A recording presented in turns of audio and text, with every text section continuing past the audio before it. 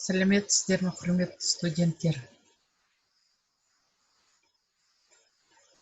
Қарағанды техникалық университеті геология және пайдалы қазбалар кен орындарын барлау мамандығының студенттері үшін пайдалы қазба кен орындарының геологиясы пәні бойынша слайд дәріс.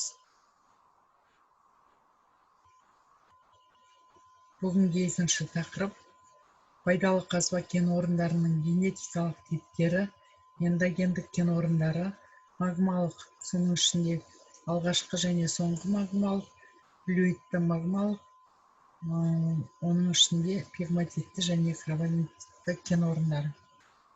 Оқыған аға оқытушы Мұқажан Ожан Төлеубекұлы.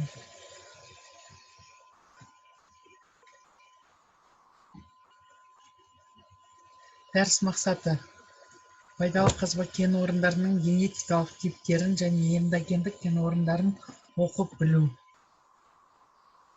Дәріс жоспары: кен орындардың генетикалық жіктелімі, кен орындардың типтері, кен орындардың жер қыртысының негізгі құрылымдық элементтерімен байланысы, эндогендік кен орындары, магмалық кен орындар, пегматиттік кен орындар. Пайдалы қазба кен орындары жаралуының геологиялық жағдайларын зерттеу, олардың генетикалық жүйеленуіне, белгілі бір геологиялық құрылымдарымен және тау жыныстары жиынтығымен байланысына, пайдалы қазба минералдық массалар түзілуінің көздері мен тәсілдеріне және жаралу үрдістерінің физикалық, химиялық параметрлеріне қатысты мәселелерді қамтиды. Кен орындардың генетикалық жіктелімі. Кен орындардың генезисі бойынша жіктеудің көптеген нұсқаулары бар.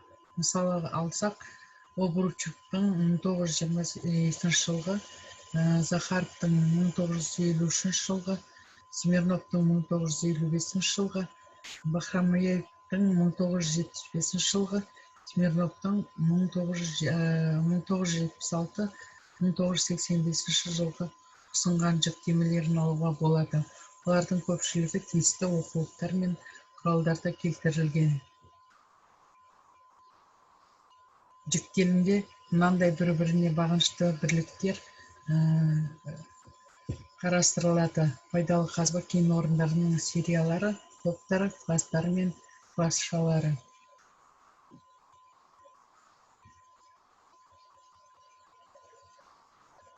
Пайдалы қазба кен орындарының генетикалық жіктелімі сериясы бойынша эндогендік, экзогендік, экзогендік болып бөлінеді.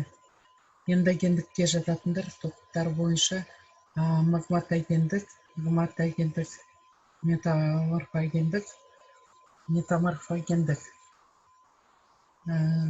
Магматогендік классы бойынша магмалыққа жататындар бастапқы магмалық, соңғы магмалық, ликвациялық.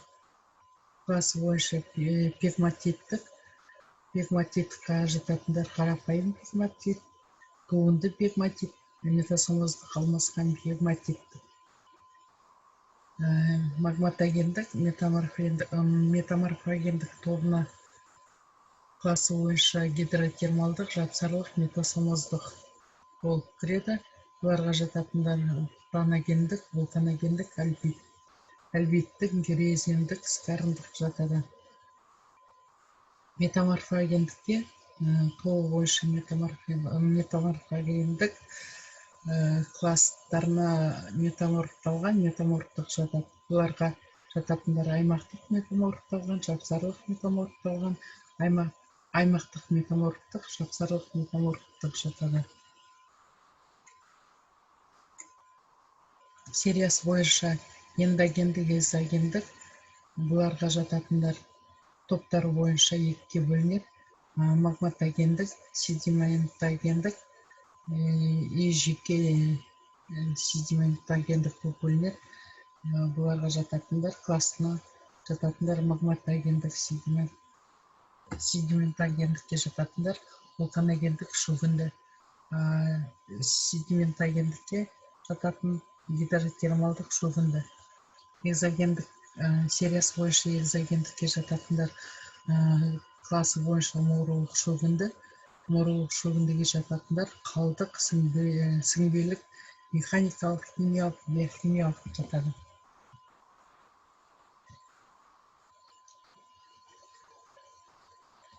Магмалык кен орундар ультранегизди, негизди немесе силтилдүү курамды кенде магманын дифференциялануу жана кристалдануу үрдүсүндө жогорку температурада 700ден 1500 градуска чейин жогорку кысым жагдайында жана үлкөн тереңдикте 3-5 километрге чейин калыпташат. Магмалык кен орундардын кен жасаучу элементтеринин негизги көзү жердин жогорку мантиясынын заты болуп табылат. Бул тууралуу кен орундарда да, буларда сиз кырылышы тау жыныстарда да, кеңистикте терең жарылымдарда да орун алышуу байкалат. Интрузиялык массивдердин калыпташуу барысында эки типтүү заттын дифференциялануу орун алган. Булар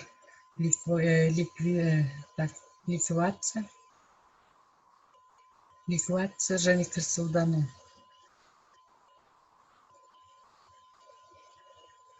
Кенде магмалык балкыма дифференциялануунун негизги багыттарына сайкес өзүндүк магмалык кен орундардын мушкуласы бөлүнөт.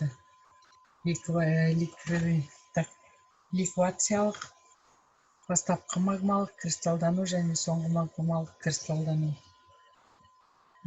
Ликвациялык кен орундар ликвация үрдүсү, ягни кенди силикат курамында магманын салкындаган кезде аралашпайтын эки суюкка кенди, сонун ичинде сульфид жана силикат курамында және олардын ары карай окшоолонуп кристалдануу натыйжасында калыпташат.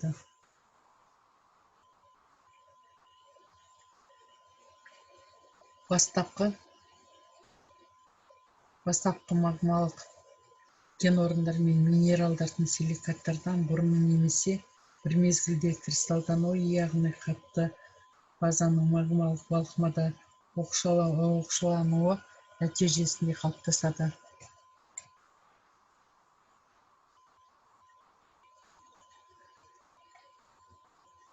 Кен орундардын типтери.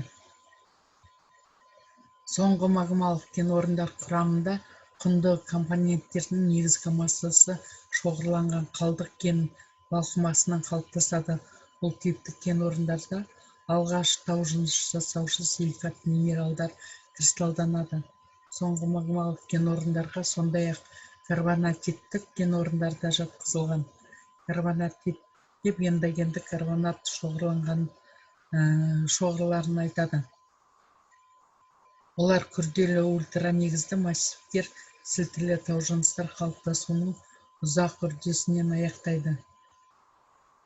Баштапкы магмалык кен орундар бул класска жататындар кабатталган перитатит пен дунит интрузияларындагы хромиттин сеппелик жана шилер тарызды жыйылым билдемдери. Баштапкы магмалыктарга сонун катар габроидтардагы титаномагнетит кени жана силтилүү тау жыныстардагы графит кен орундары жатат.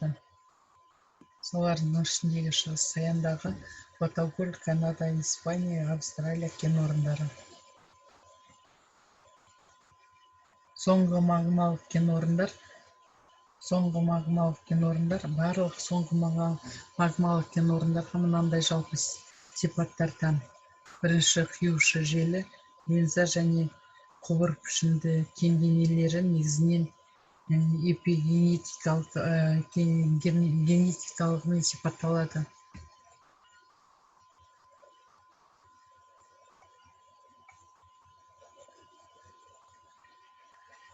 Экинчи, сидераниттик курулум. Туташ кендердин сеппеликтердин басымдыгы. Үчүнчү, кен денелери өлчөмдеринин ирилиги, бир шама кунарлык кен орундары масштабынын үлкөндүгү. Соңку магмалыктарга кен орундардын мындай типтери жатат. бірінші сеппен теңденген дунит перидотиктегі хромит кен орындары Оралда, тағы да Кемпірсай, Сарановская, Кавказияда, Швецияда, Норвегияда кездеседі. Гавроперидотит, дунит құрамды массивтердегі титаномагнетит кен орындары Оралда. Үшінші дунит перидотит пен пероксениттегі платина кен орындары көбінесе Оралда кездеседі. Төртінші сілтілі тау жыныстардағы апатит магнетит кен орындары Оралда, ақш-та, Мексикада, Чилиде кездеседі.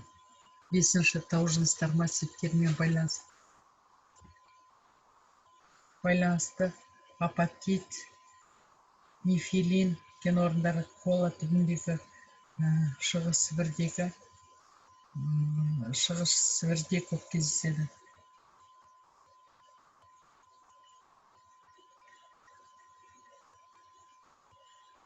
Карбонатит кен орындар біршама сирек және олардың құрамында соңғы кездері ғана қызығушылық туындаған өте айрықша пайдалы компоненттер жиынтығы бар.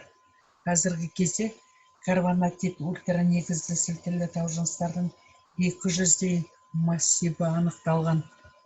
Олардың ішінде тек 20-сы ғана өндіріс нысанасы болып саналады. Мұндай массивтер Карелияда, Кола түбіндегі Шығыс Сібірде, Приморьеде табылған. Сондай-ақ олар ақш-та, Канадада, Бразилияда, Германияда, Швецияда, Норвегияда, Финляндияда, Австралияда, Үндістанда, Ауғанстанда және Африкада бірқатар аумақтарында белгілі болған. Карбонатит жатындары шток массивтің орталығына қарай еңіс орналасқан. Конустық дайкалар қарама-қарсы еңіс жатқан рандал дайкаларын жасайды.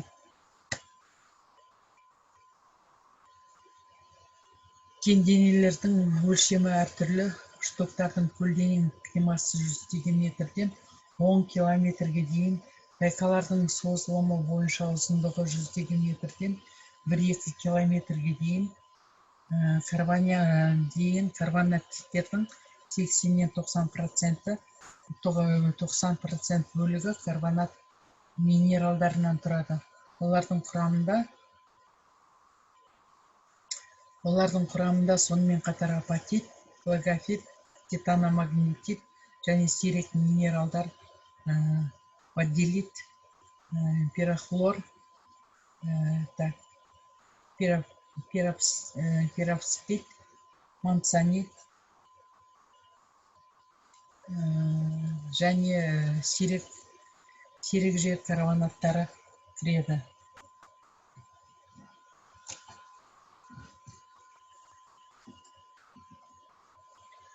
Карбонатиттер өте маңызды өнеркәсіптік мәнге ие. Олар тантал, ниоби, сирек жерлердің негізгі ресурстары титан, темір кені, флюорит, флагофит, апатит, тағы да басқалары едәуір қорымен байланысты. Өнеркәсіптік кен орындардың басты типтері мыналар. Бірінші Кола түбіндегі Африка, Канада, Бразилиядағы апатит, магнетитті, карбонатиттік кен орындар. Темір кенінің қоры 100 миллион тоннаға жетеді. Темірдің мөлшері 20%-пен 70%-ке дейін, апатиттің қоры да масштабы бойынша осыған жуық, мөлшері 15%. Екінші флагофиттік карбонатиттер. Олар темір магнийлі және сілтілі тау жыныстардың жапсарында жарылып, слюдалардың ірі белдемдерінен аркелкі септілдікті флагофит жиілері мен елшіктерінен тұрады. Слюданың сапасы төмен, оның мөлшері әр 2 метрге ондаған және 100 килограммнан тұтас слюда массаларына дейін.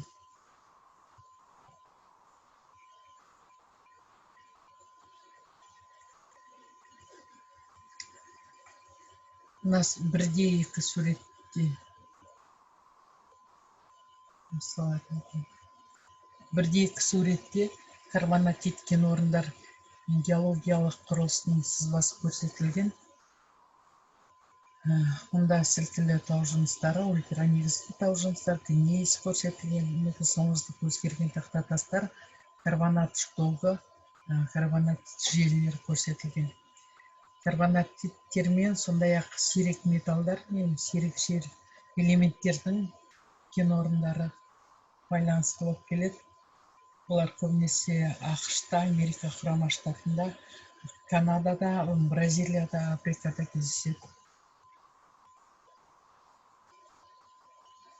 Ликвациялық кен орындар ликвациялықтарға негізді және ультранегізді магмалық тау жыныстардағы тек пенталантит, халькопирит, пиротин кен орындары жатады. Бұл кен орындар біршама сирек, бірақ өнеркәсіптік мәні өте зор.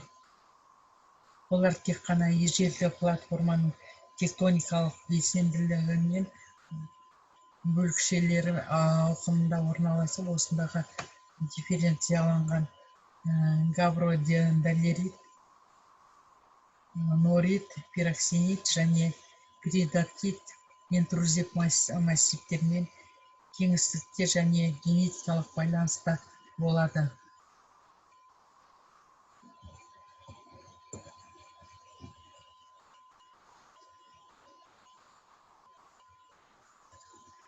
Келесі пегматиттік кен орындар.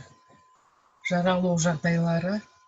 Пегматиттер деп тереңдік массивтер қатаюының аяққа сатысында қалыптасатын минералдық құрамы, морфологиясы, құрылымы мен генезисі бойынша өзіндік сипатқа ие соңғы магмалық денелерді айтады. Олар интрузиялық тау жыныстар мен постмагмалық кен желілері арасында өтпелі жағдайда болады. Пегматиттер кеңістікте интрузиялық тау жыныстармен байланыста, өйткені олардың ішінде немесе тікелей солардың маңында орналасады. Пегматиттер түпнұсқа тау жыныстардың құрамы бірдей болғанымен, олар бір-бірімен мынандай ерекшеліктермен ажыратылады. Пегматит денелерінің өлшемі кішілеу болады, пішіні желі мен ұя тәрізді, ішкі құрылысы белдемленген тау жыныстардың құрылымы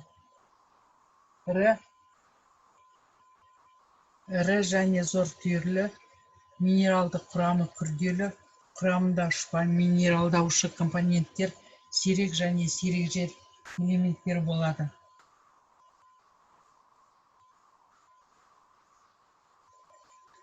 Қазіргі гипотезалар бір-бірінен мынандай пункттер. Пегматит жасаушы магмалық балқыма және метасомоздың рөлі, өзгертуші ерітінділердің көзі магмалық балқымадағы жүйенің тұрақтылық дәрежесі мен ұшпа қосылыстарының ергіштігі бойынша алшақтайды.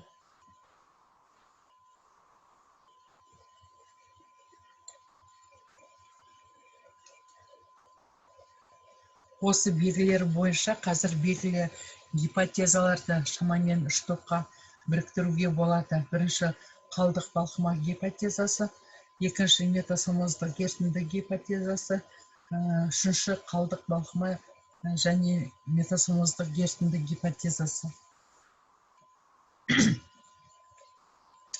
Пегматиттердің минералдық құрамында силикаттар мен оксидтер басым кездеседі. Таза желі гранит пегматиттері дала шпаттардан, кварц пен слюдалардан тұрады. Бұдан пегматиттер ассимиляцияланған тау жыныстар құрамына байланысты көбінесе дистен, силимонит, мүйіз алдамшысы, пироксен, свен және корунд сияқты минералдардан тұрады.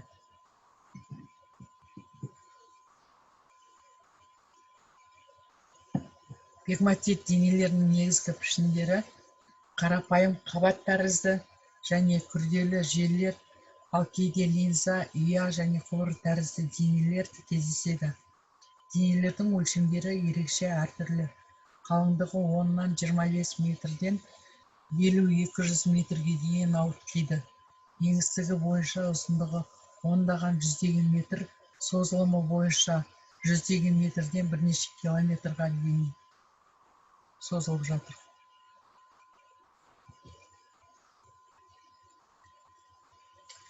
Кен орындардың типтері.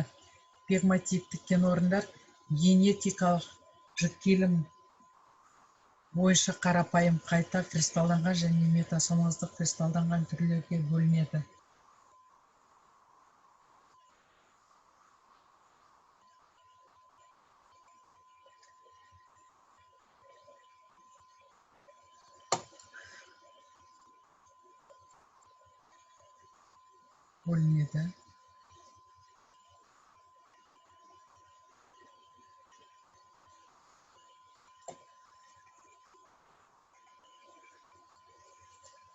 Үште бір суретте көрсетілген қайта кристалданған пегматит желілерінің құрылысы.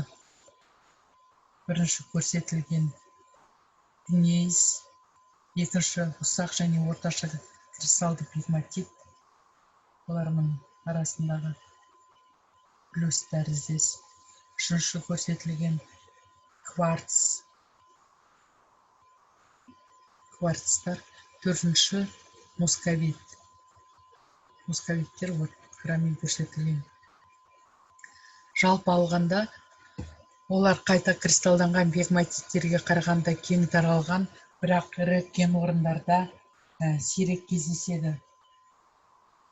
Метасомаздық алмасқан пегматиттермен маңызды өнеркәсіптік мәнге ие кен орындардан мынандай типтермен байланысты. Бірінші спадумен кварц далашпаты, көбінесе Ресейде, Канадада, Америка құрама штаты кен орындарында кездеседі. Екінші берилл кварц далашпаты, олар көбінесе Австралияда, Америка құрама штатында, Ресейде, Бразилияда. Үшінші асыл тастар тау хрусталі, аметист, топаз, аквамарин, турмалин. Бұларда Ресейде, Қазақстанда, Украинада, Ауғанстанда, Үндістанда, Австралияда, Бразилияда кездеседі. Төртінші коронтты және оның асыл түрлестері сафир және рубин. Олар көбінесе Оралда, Қазақстанда Оралда, Үндістанда, орталық Араб Республикасында, Австралияда, Канада, Америка құрама штатында кездеседі.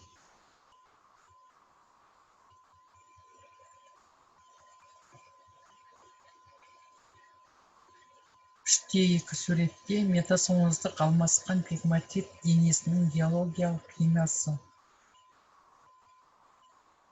Салоты бойынша бірінші тасындылар, блоктық кварц көрсетілген, ірі блоктық микро, ұсақ пластиналық халбид, кварц спадумен, кварц московит ұялары, графикалық кварц микроклин, тез тұрушы тау жыныстары. Пегматиттердің мынандай айрықша типтері: бұрын силикатсызданған түрге жатқызылып келген. Ондағы метасоматоз біршама кремнезиум мөлшерімен шығарылуымен ерекшеленеді. Ол пегматит денелері өздерінен құрамы бойынша күрт өзгеше тау жыныстардан, соның ішінде карбонат ультранегізді қалыптасқан жағдайларда дамиды. Сонымен қатар метасомаздық алмасқан кен орындармен қалайы, тантал, ниоби, уран, торийдің өнеркәсіптік кен орындары байланысты. Бірқатар жағдайларда бұл пегматиттер касситерит, циркон, асыл тастардың ірі шашылымдарының түбірлік көзі болып табылады. Олардың кен орындары Қытай Халық Республикасы, Үндістан мен Бразилияда кең таралған.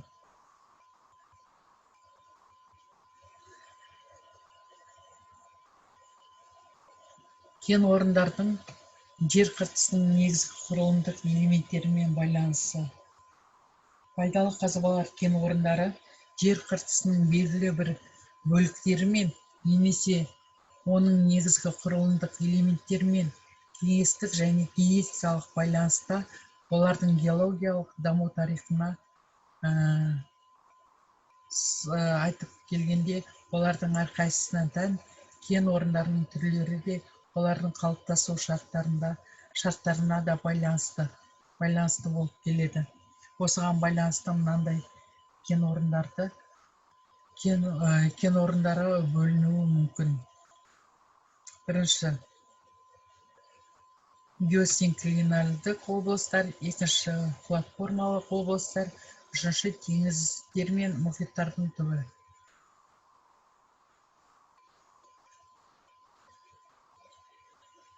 Геосинклинальдар дегеніміз жер қыртысының тектоникалық белсенді учаскелері.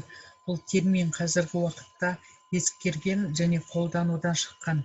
Литосфералық плиталардың қазіргі заманғы теориясы бойынша мұндай учаскелерге рифт аймақтары, субдукция, жанартаулық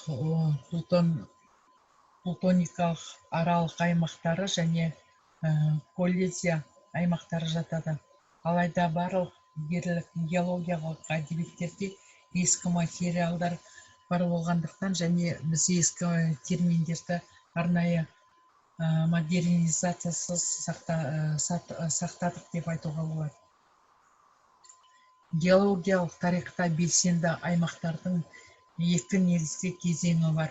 Бірінші, ерте, орта геосинклинальды деп айтуға болады. Екінші, кеш, арагендік.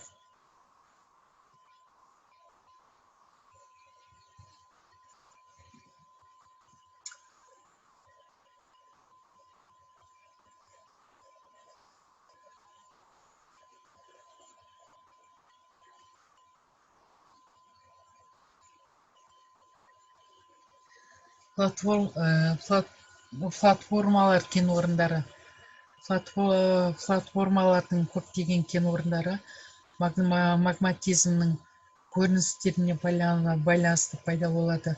Сульфидті мыс, никель кендері, силандық шпат кен орындарының пайда болуы трапа магматизмімен байланысты.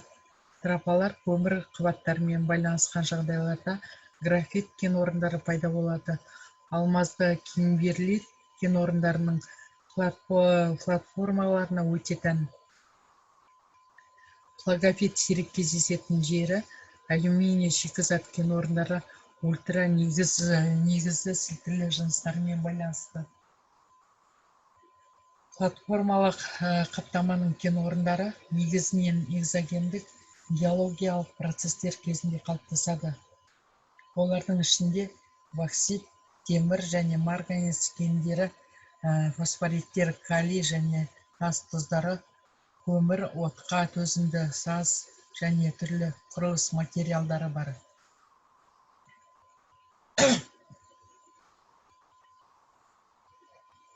Экзогендік кен орындардың пайда болуына әртүрлі организмдердің тіршілік әрекетіне байланысты процестер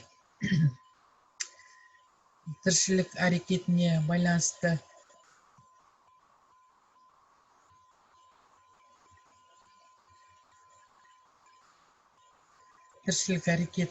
байланысты процестер кезінде қалыптасады. Олардың ішінде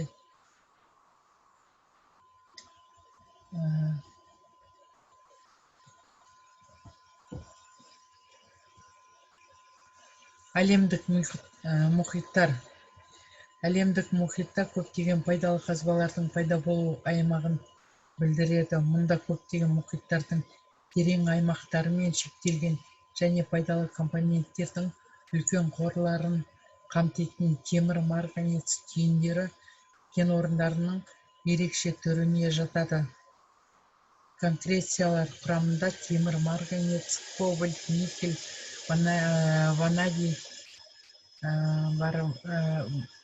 ванадий бар полиметалл түзілімдері.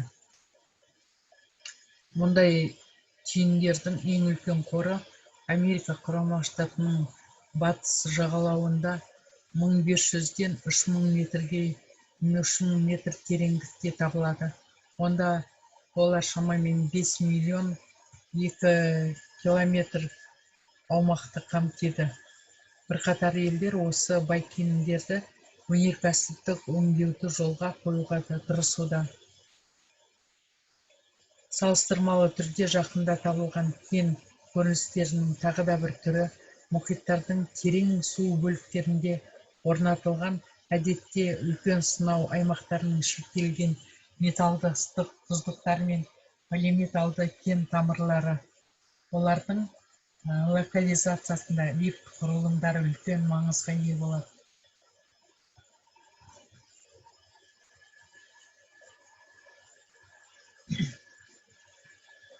Кен орындарының пайда болу және орналасу жағдайларының геологиялық және физика-химиялық факторлары. Кен орындардың барлық сипаттамалары, олардың пішіні, орналасу жағдайы, мөлшері, заттық құрамына байланысты. Кен орындардың орналасатын жер қыртысының геологиялық даму тарихы мен процестерімен анықталады. Сондықтан пайдалы қазбалардың, кен орындарын пайдалы қазбалардың пайда болуына қолайлы жағдайларды геологиялық факторлерді талдау арқылы оларды қоршаған геологиялық ортамен өзара байланысты зерттеу қажет. Кен орындардың әртүрлі генетикалық топтарын қалыптастыру үшін жетекші факторлар магмалық, стратиграфиялық, литологиялық және тектоникалық болып табылады.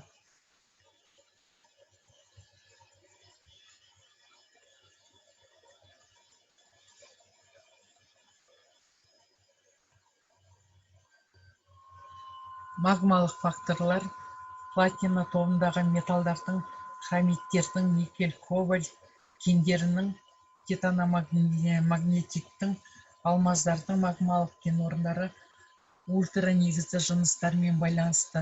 Сонымен қатар асбесттің, магнезиттің, тальктің гидротермальды кен орындары осы жыныстармен шектелген. Келесі литологиялық факторлар. Постмагматикалық кен орындардың белгілі бір құрамымен физикалық, химиялық және физика-механикалық қасиеттерімен сипатталатын тау жыныстарына сәйкес келеді. Бұл жағдайда тау жыныстарының қасиеттері мен құрамы кендеудің дамуына ықпал ететін факторлар ретінде әрекет етеді. Келесі стратиграфиялық факторлар. Эндогендік кен орындардың геологиялық бөлімінің белгілі бір стратиграфиялық бөліктеріне сәйкес келуін анықтайды. Кен орындары мен оларды орналастыратын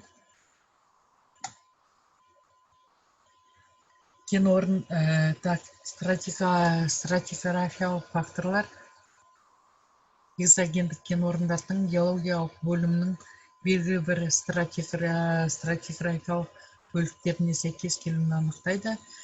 Кен орындары мен оларды орналастыратын жыныстар бірдей процестер нәтижесінде пайда болады да, және нақты геологиялық формациялардың құрамына кіреді.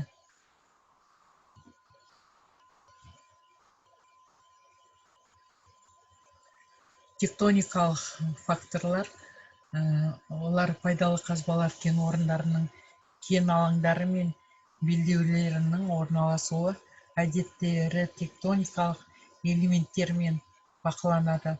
Оларға терең ақаулар, көктелген аймақтар, тау бөктері, ішкі бассейндер, платформалық антиклиздер мен синклиздер жатады.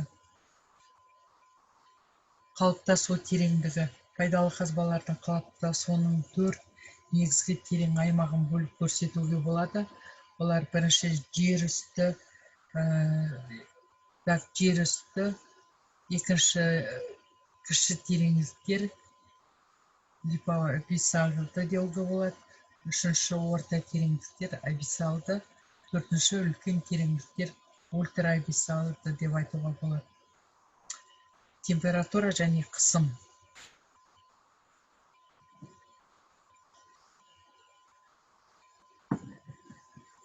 Температура және қысым әртүрлі кен орындарының қалыптасуының температуралық аралығы өте кең. Экзогендік үшін 0-ден 50 градусқа дейін, 800-ден 900 градусқа дейін, тіпті эндогендік процесс үшін 1200-ден 1300 градусқа дейін болады. Сирек жағдайларды қоспағанда кен процесінің температурасын анықтау жанама әдістермен жүргізіледі. Олардың арасында термометриялық, минералогиялық және геохимиялық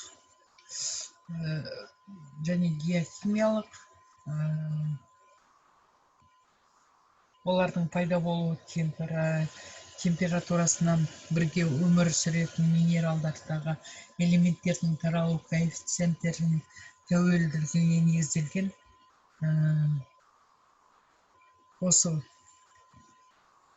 Олардың арасындағы осы термометриялық, минералогиялық, геохимиялық, минералогиялық деп айтуға болады.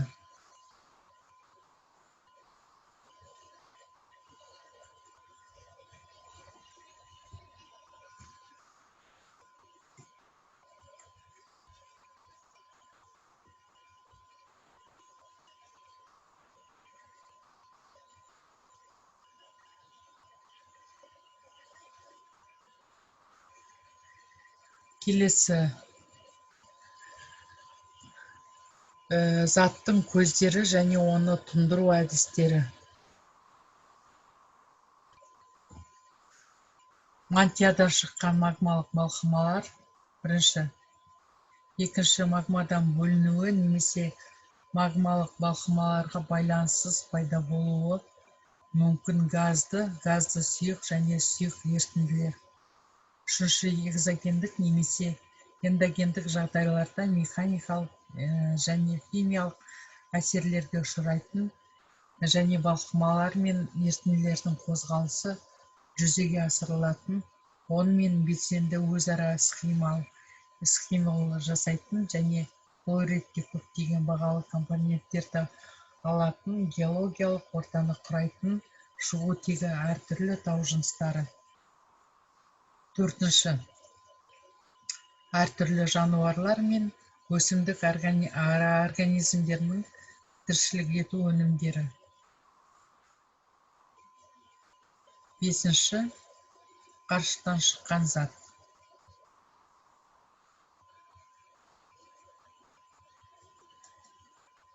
Келесі кен орнымыз эндогендік кен орындары. Эндогендік кен орындары жердің терең бөліктерінің геохимиялық процестерімен байланысты. Олар магмалық балқымалардан немесе жоғарғы қысым мен температура жағдайында терең геологиялық құрылымдар арасында газды және сұйық ыстық минералданған ерітінділерден қалыптасады. Эндогендік кен орындардың ішінде 5 негізгі генетикалық топ ерекшеленеді. Олар магмалық, пегматиттік, карбонатиттік, скарындық, гидротермалдық.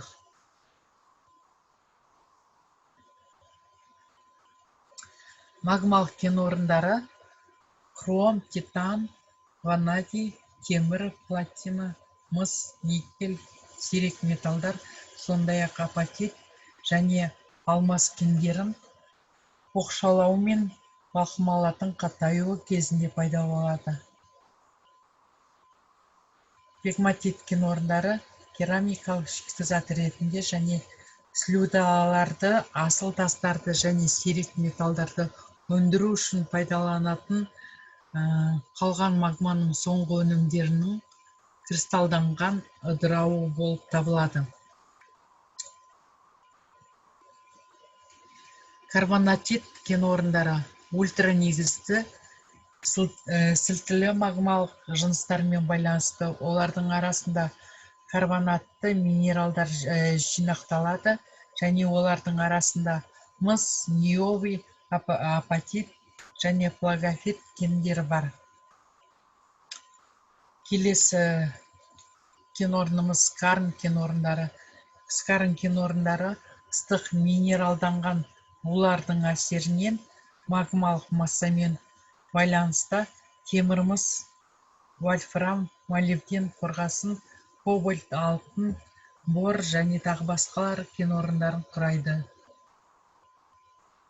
Келесі кен орнымыз гидротермальды кен орны. Гидротермальдық кен орындары ыстық минералданған су ерітінділерінің тереңдігіне айналатын жауын-шашын болып табылатын түсті асыл және радиоактивті металдардың кендерін құрайды, или кендерінен тұрады деуге болады.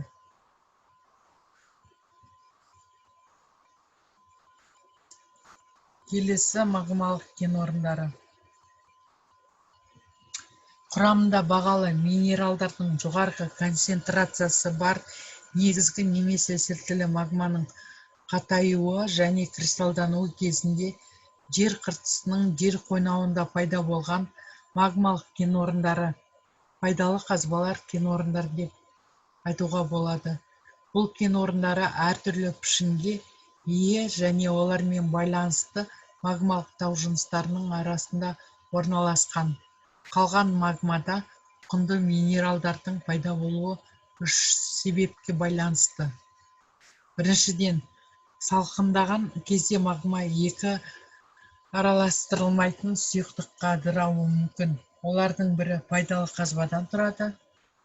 Бұл процесті ликвация деп атауға болады. Ликвация деп атайды. Ал пайда болған кен орындары ликвациялық магмалық кен орындары деп аталады.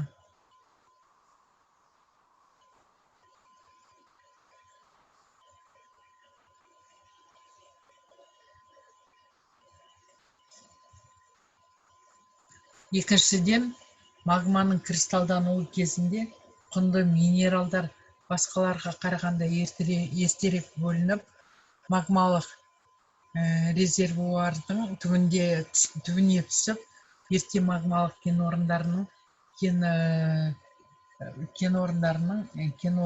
құрауы мүмкін. Бұл кен орындары сегрегация немесе аккумулятор деп те аталады. Олардың ішінде мысалы алғанда хром, титан және темір кен орындарын алуға болады. Бастапқы ерте магматикалық түзілімдер Шығыс Сібір мен Оңтүстік Африканың алмас тәрізді кимберли түтіктерін айтуға болады.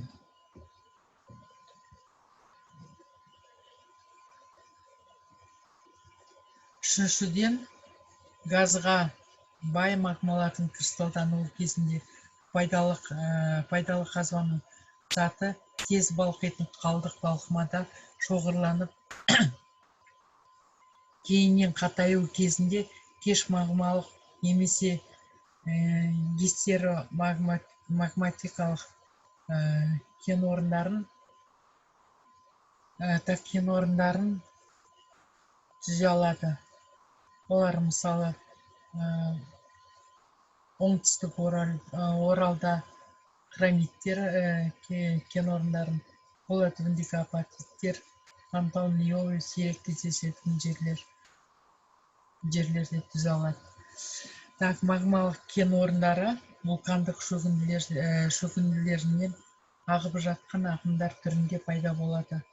Мысалы айтқанда, вулкандық күкірт ағындыларын алуға болады.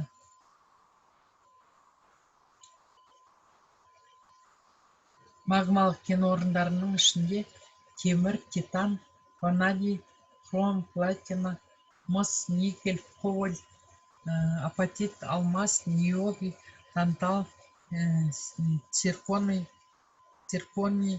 және гафнидийдің маңызы өте зор дейді. Маңызды кен орындары бар. Қайталап айтам, магмалық кен орындардың ішінде темір, титан, ванадий, хром, платина, мыс, никель, кобальт, апатит, алмаз, ниобий, тантал, цирконий және гафнидың маңызды кен орындары бар дейді.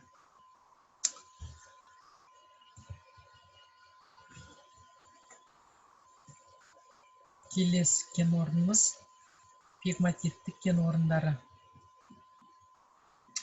Пегматит бұл қалдық балқымалардан магманың кристалдануының кейінгі кезеңдерінде немесе ұшпа компоненттерінің белсенді әсерінен метаморфизм процесінде пайда болатын кен орындары.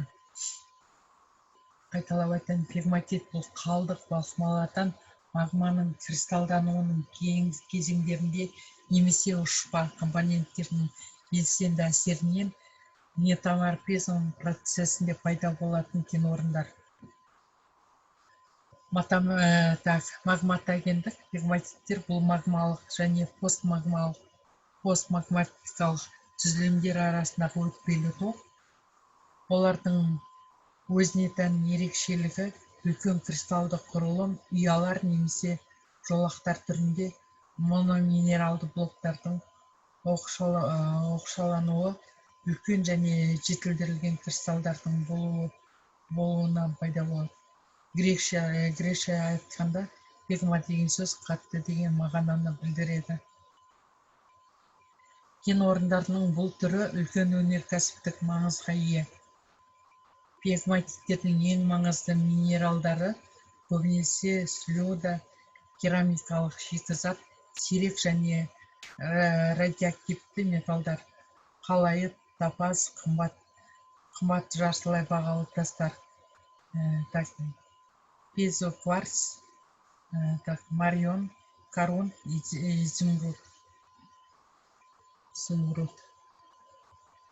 изумруд, тағы да басқалары.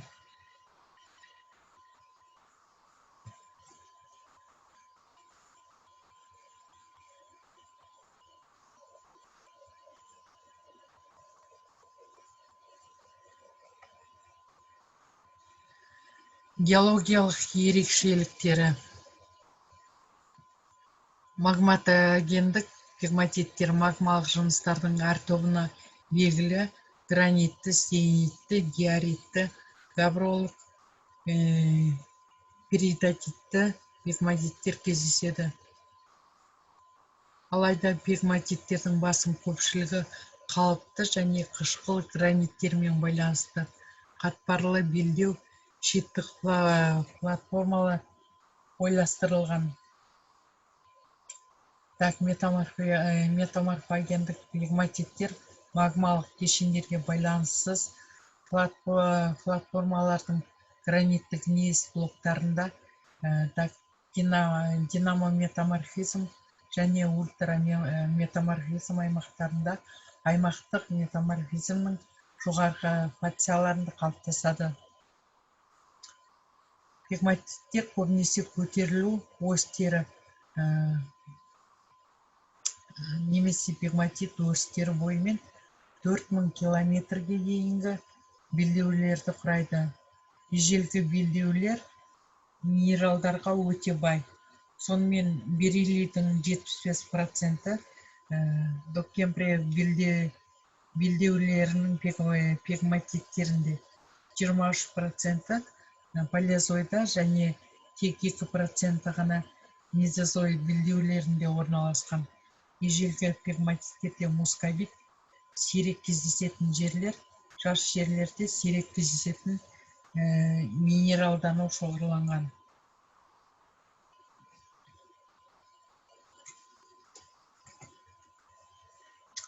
Пегматиттер аналық интрузиялармен байланысты.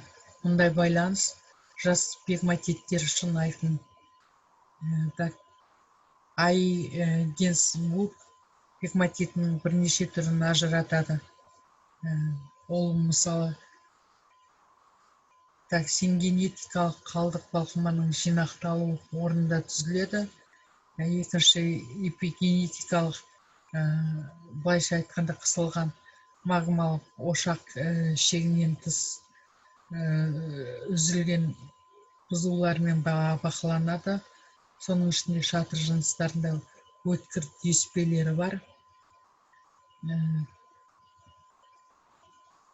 Ары қарай пегматит кен орындарының денелері әртүрлі жағдайларда пайда болады. Олар біріншіден ішкі келісуімен қабат аралығы және қабат аралық қуыстарда, былайша айтқанда ежелгі пегматиттердің қабаттық шоғырларында деп болады. Екінші ішкі келісуімен және ұсақ сынықтардан бөлінеді. Үшінші шашыранды постскладты және тастау ілгеріленеді. Это сброс дегенді білдіреді, орысша айтқанда.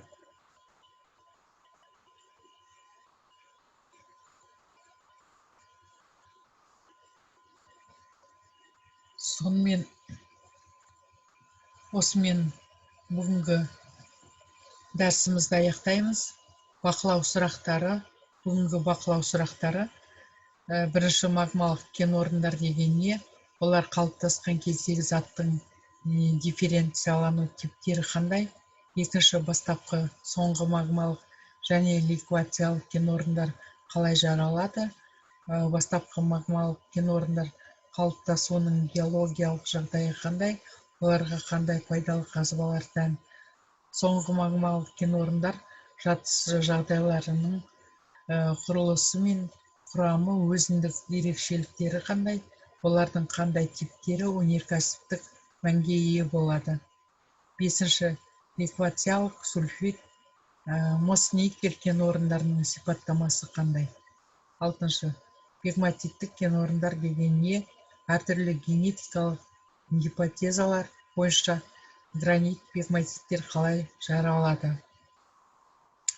Жетінші, пегматиттік пайдалы қазбалар және олар қалыптасуының геологиялық жағдайлары қандай?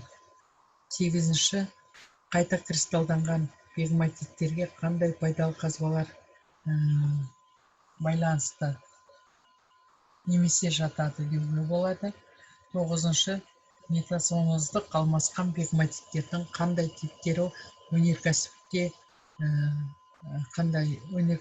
мәнге ие? Осымен пайдаланылған әдебиеттер көбінесе Байбатша, инженерная геология, месторождение полезных ископаемых с основами биоинформатики, Алматы, ғылым 2003.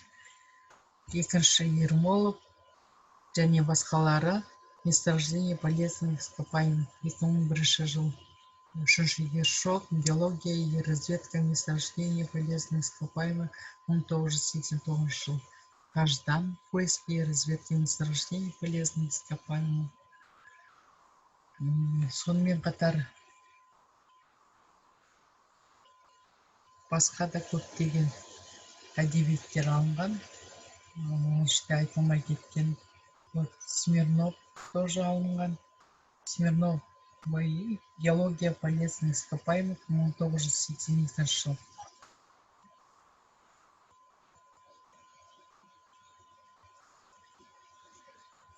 Крейтер, поиски и разведка месторождений полезных ископаемых 1969. Осымен бүгінгі дәрісімізді аяқтаймыз. Назарларыңызға рахмет. Аманшылықпен кездескенше сау сәлемет болыңыздар.